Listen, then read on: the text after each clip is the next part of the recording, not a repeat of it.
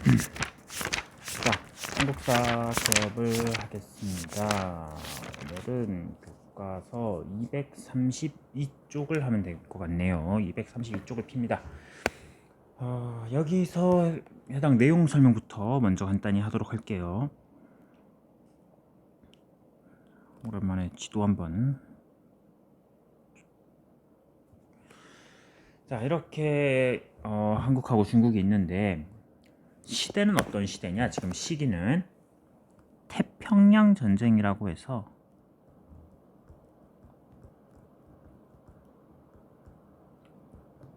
일본이 미국을 공격한 적이 있어요. 일본이 2차 대전 때 막판에 이제 미국을 공격을 합니다. 근데 미국은 상대가 차원이 다른 나라죠. 엄청 강한 나라지. 미국이랑 전쟁을 시작을 했는데 처음에는 일본이 뭐 진주만 공격하고 하면서 좀 우세했으나 점점 열세에 처합니다. 그래서 일제의 패망이 거의 직전이야. 아직 항복은 안 했는데 거의 뭐 끝나기 직전입니다. 이제 우리나라의 독립운동가들은 생각을 해요. 새로운 나라를 준비하자. 일본은 이제 졌다. 일본은 끝난 것 같다. 그러면 새로운 나라가 필요하다. 그래서 오늘 할 내용은 이 일본의 패망 직전에 독립운동가들이 꿈꾸었던 나라, 어떤 나라를 꿈꾸었느냐, 그걸 공부를 하게 될 겁니다. 세 군데 이야기를 해볼게요. 그리고 여기. 자, 여기는 중국의 예난이라는 곳. 이곳은 충칭, 중국에 있는. 그리고 여기는 서울. 그 당시에는 경성이라고 불렀어요. 자, 세 곳에 대한 이야기를 해보도록 하겠습니다. 먼저 충칭입니다. 자, 충칭에는 어떤 세력이 있었느냐? 우리 옛날에 상해에서 시작했던 세력이 하나 있습니다. 이 세력은 상해에서 시작을 해서 윤봉길의 의거가 있었는데 그 이후 일본의 엄청난 감시를 받게 돼요. 윤봉길 의거 이후 일본이 얘네들을 잡으려고 난리를 칩니다. 이 세력을. 그래서 계속 이주를 해서 이곳 충칭까지 이동을 한 세력입니다. 자, 누구다? 김구가 이끌던 대한민국 임시정부입니다. 충칭에 정착을 했어요. 임시정부가.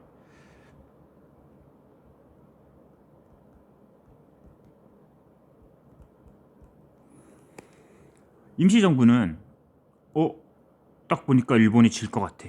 좋아. 우리가 광복한 이후 한반도에 새로운 나라를 세우자. 그러면서 당시 임시정부에 조소왕이라는 사람이 삼균주의를 발표해요. 새로운 나라를 세울 때 이 세 가지 건국에 대한 그 이야기입니다. 세 가지 건국의 원칙, 정치, 경제, 교육을 모두 균등하게 실현하겠다. 정치에서도 균등, 경제, 교육. 그래서 개인과 개인의 균등을 실현하겠다. 이런 이야기인데 이 조소왕의 삼균주의에 기반을 해서 만들어진 게 대한민국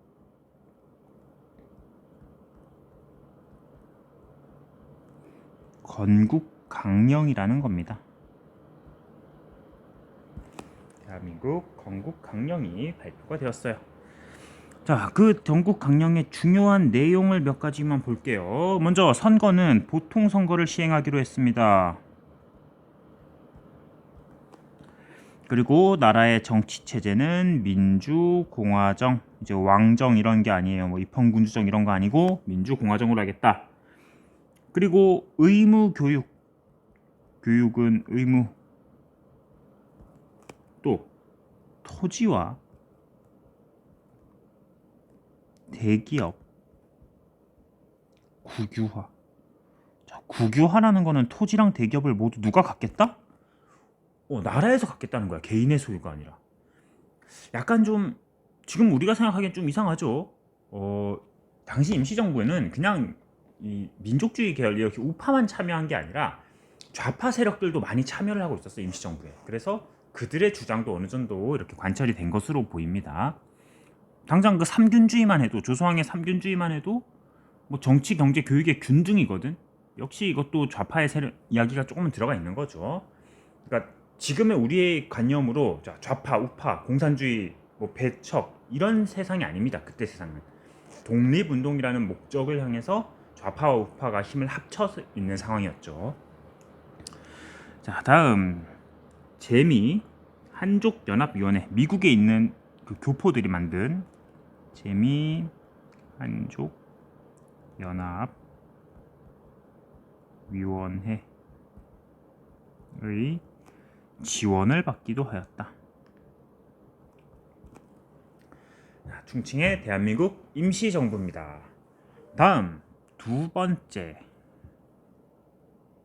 이 경성을 먼저 하겠습니다. 경성에 있던 조선 건국동맹. 조선 건국동맹이라는 단체가 있는데, 이 단체는 여운형이라는 사람이 중심이 되어서 조직을 했어요. 여운형이 중심. 우리 수행평가할 때 했지. 잊혀진 독립운동가 할 때 많은 학생들이 여운형을 했었습니다. 해방 당시에 우리나라에서 인기가 가장 많았던 독립운동가 한 명입니다. 여운형이 중심이 되었던 조선 건국동맹. 여운형은 좀 좌파 성향이 좀 강한 사람이에요. 이 사람은 노동자와 농민이에요. 노농은 대중의 해방을 주장을 했어요. 그리고 군사위원회라는 조직을 만들기도 하였다. 마지막, 조선 건국 동맹에서 나중에 해방 직전이 돼가지고 조선 건국 준비위원회라는 조직으로 개편을 합니다. 해방 직전에. 그래서 빠르게 한반도에다가 정부를 수립하려고 준비를 하고 있었습니다. 다음, 예난에 있던 조직 조선 독립동맹입니다. 앞에서 나왔습니다. 조선 독립동맹. 그 교과서 228쪽에 보면 나와요. 자, 조선 독립동맹은 일단 좀 사회주의 성향이 좀 강해요. 여기는 사회주의적 성향이 강한 단체입니다. 김두봉이라는 사람, 앞에 이 사람도 나왔었죠. 김두봉이라는 사람이 조선 독립동맹의 강령,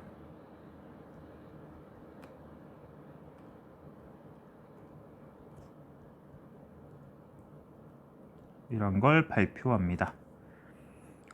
산하 조직 군대로는 조선 의용군이 있죠. 의용대는 저 김원봉이 있었던 건데, 의용대에서 갈라져 나와서 북쪽으로 올라갔다 했잖아.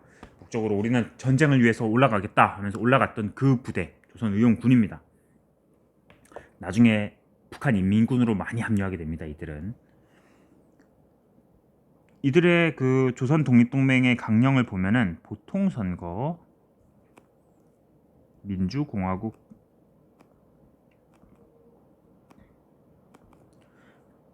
남녀평등,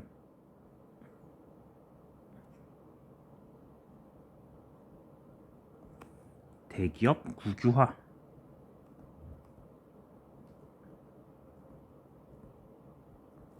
토지 분배. 자, 임시정부랑 거의 비슷하죠.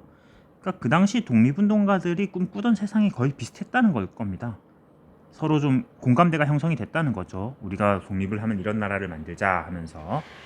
자, 이 세 가지 단체, 임시정부, 건국동맹, 독립동맹, 세 가지 단체가 독립 이후에 나라를 꿈꾸고 있었어요. 그런데 당시 국제사회는 어땠느냐? 이번엔 새로운 챕터입니다. 국제사회.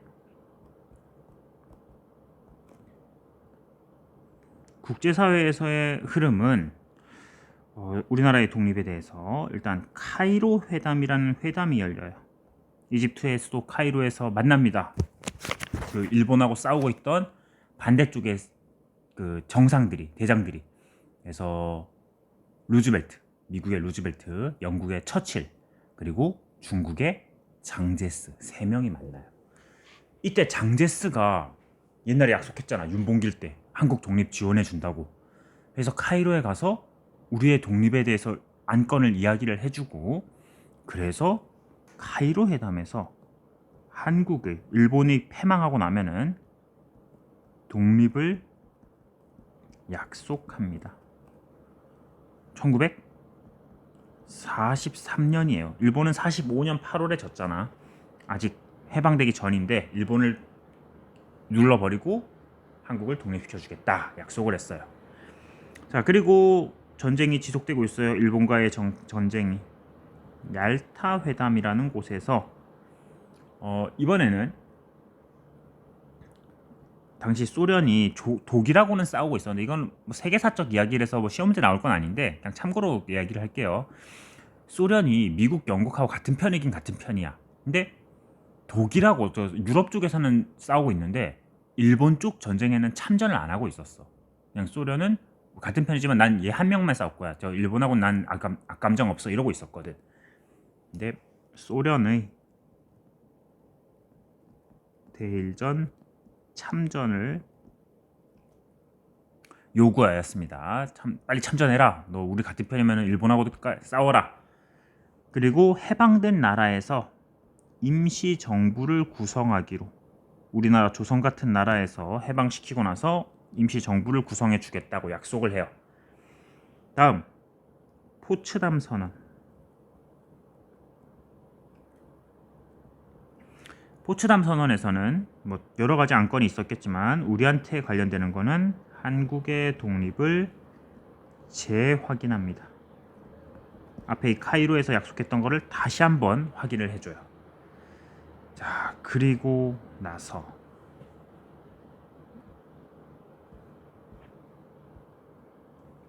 그냥 이렇게 살짝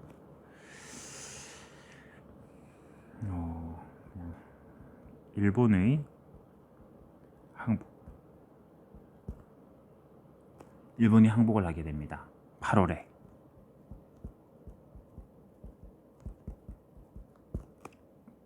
일본에 항복하게 된 계기는 히로시마랑 나가사키에 원자 폭탄을 투하하죠, 일단. 그리고 이 소련이 사태를 관망하고 있다가 드디어 참전을 해요. 그 전까진 참전 안 하다가 거의 끝날 때쯤 돼서 전쟁을 시작합니다, 소련이. 일본이 더 이상은 감당할 수가 없죠. 그래서 무조건 항복을 하면서 우리나라는 독립을 맞이하게 됩니다. 자, 여기까지 하고 교과서를 볼게요.